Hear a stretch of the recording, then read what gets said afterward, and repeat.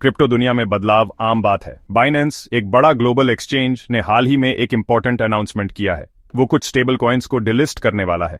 ये stable coins European union के MiCA regulations को फॉलो नहीं करते। इस डिसीजन से क्रिप्टो कम्युनिटी में हलचल मच गई है। खासतौर पर यूरोपियन इकोनॉमिक एरिया के ट्रेडर्स परेशान हैं। स्टेबल कॉइन्स ऐसे क्रिप्टो करेंसीज होते हैं जिनकी वैल्यू स्टेबल रहती है।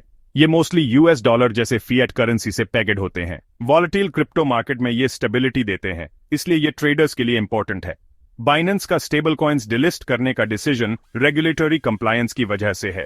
EU के MiCA रेगुलेशंस का एम क्रिप्टो रेगुलेशंस को हार्मोनाइज करना है। बाइनेंस का ये मूव एक ब्रॉडर ट्रेंड दिखाता है। Crypto currency exchanges regulatory requirements follow करने लगे हैं। ये इंडस्ट्री के ग्रोथ और अडॉप्शन के लिए जरूरी है। इस डिसीजन का इंपैक्ट काफी बड़ा होगा।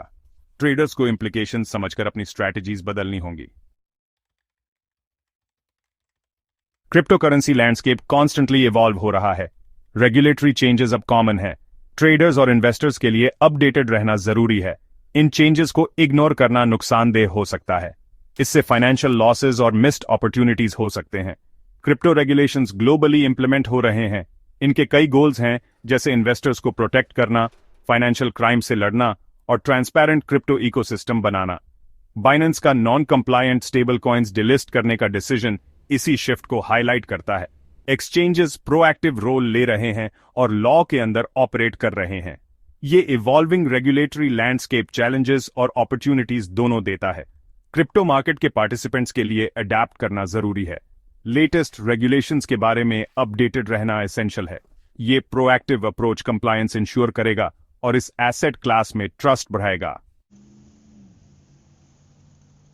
बाइनेंस द 31 मार्च 2025 को non compliant stable coins delist कर देगा। इस डेडलाइन का ट्रेडर्स पर बड़ा इंपैक्ट होगा। कई पॉपुलर स्टेबल कॉइन्स जैसे टेदर और DE इफेक्ट होंगे। ये स्टेबल कॉइन्स ट्रेडिंग और वैल्यू स्टोर करने के लिए वाइडली यूज होते हैं। डिलिस्टिंग का मतलब है कि EEA में बाइनेंस प्लेटफॉर्म पर इनकी ट्रेडिंग नहीं होगी। ये एक मेजर डेवलपमेंट है। ट्रेडर्स को एक्शन लेना होगा। उन्हें डेडलाइन से पहले अपने एसेट्स को कंप्लायंट अल्टरनेटिव्स में कन्वर्ट करना होगा। ऐसा न करने पर फंड्स का एक्सेस जा सकता है। पैनिक करने की जरूरत नहीं है। इन्फॉर्म्ड एक्शन लेने का टाइम है। ट्रेडर्स के पास प्रिपेयर करने के लिए काफी टाइम है। बाइनेंस ने क्लियर गाइडलाइंस और स्टेप्स बताए हैं। नॉन कंप्लायंट स्टेबल कॉइन्स का डिलिस्टिंग मुश्किल लग सकता है, लेकिन बाइनेंस ने स्मूथ ट्रांजिशन के लिए क्लियर रोड मैप दिया है। ट्रेडर्स के पास ऑप्शंस हैं। वो डिलिस्टेड स्टेबल कॉइन्स को कंप्लायंट वंस में कन्वर्ट कर सकते हैं, एसेट्स को प्राइवेट वॉलेट में विथड्रॉ कर सकते हैं या डेडलाइन से पहले होल्डिंग सेल कर सकते हैं। बाइनेंस क्रिप्टो करेंसीज कन्वर्ट करने के लिए यूजर फ्रेंडली इंटरफेस देता है। इससे ट्रेडर्स आसानी से कंप्लायंट स्टेबल कॉइन्स जैसे USD कॉइन में स्विच कर सकते हैं। प्राइवेट वॉलेट में एसेट्स विथड्रॉ करने से ट्रेडर्स का फंड्स पर फुल कंट्रोल रहता है, लेकिन रेप्यूटेबल वॉलेट प्रोवाइडर चूज करना जरूरी है। डेडलाइन से पहले डिलिस्टेड स्टेबल कॉइन्स सेल करना भी एक ऑप्शन है। कुछ ट्रेडर्स के लिए यह बेटर चॉइस हो सकता है।